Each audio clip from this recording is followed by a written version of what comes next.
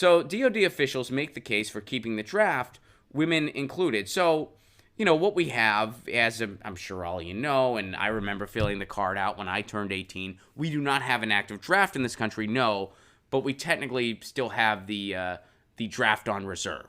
You fill out a form that if there ever is an active draft, your name is there. But we do not currently have a, quote, active draft. We do have, I guess the technical term, it would be a reserve draft of some sort. I remember filling the card out when I was 18. And what they're making the case for is that women now fill this card out as well. So here's what they're saying. The Selective service system is an inexpensive insurance policy against a national emergency and should be modified to include women, a senior Defense Department official implied Wednesday during a hearing on the future of draft registration in the U.S. Asked whether requiring women to register for potential draft would result in a more lethal military. As long as those individuals meet standards, we are open to them, Stewart said.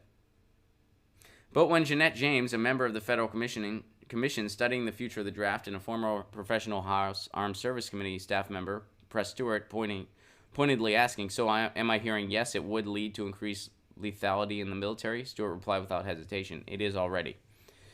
So, now, we don't have an active draft. I mean, so when you talk about something like the draft, obviously the idea of somebody being drafted and going into a war to fight against their will is a horrible sentiment and something that has happened in this country, something that we don't want to go back to. The reality of the situation, the reason we don't have an active draft is not because we've evolved morally. We're in 8 wars right now. The reason we don't have an active draft is because if we did, people would be questioning the war machine a lot more. And they'd be questioning the economy of war a lot more. And they'd say, wait a second, what? Yemen, what the fuck are we doing over there? What with the Afghanistan, we're still over there? Holy shit, what are you talking about? And the people who benefit from the economy of a comedy.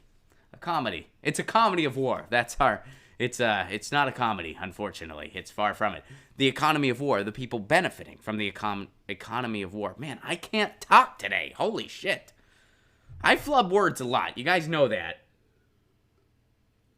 When you're seeing an article for the first time and reading it online in real time, that's going to happen, with frequency. I know that. I accept it. I poke fun at myself. But man, I can't talk today. Those benefiting from the economy of war. I did it! Yeah! Nailed it. Boom! Lucy, where's my cookie? Lucy's asleep on the couch. She's like, I'm over this shit. But Lucy's my cat. If this is your first time, Lucy's my cat. Her comic, Lucy and Ron, is coming out soon.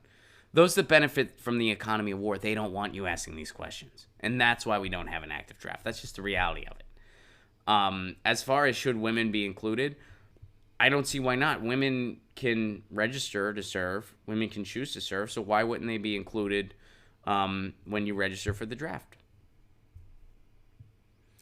And maybe if that changed, maybe more people would start asking these questions.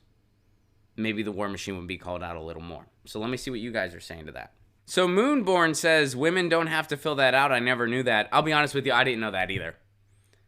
I actually, when Marcus sent this over, I did not know that either. I filled one out when I was 18. I remember doing it. I didn't know if women did or didn't have to fill it out too. I didn't know. So No Gods, No Manager said, yes, my sisters never had to do that. Angela says, people get upset about the idea of a universal draft because they'd rather broke kids from Kentucky die in their place. That's heavy. Kimberly says, didn't Bootgig call for a draft? He called for a year of service. And we talked about this on the show. The reason I'm against something like that, I feel like that jumps ahead a few steps. Instead of requiring people to give a year of service they may not be able to give, and that year of service doesn't have to be military service, by the way, but instead of requiring people to do that, why not build a society where people would be more easily able to do something like that?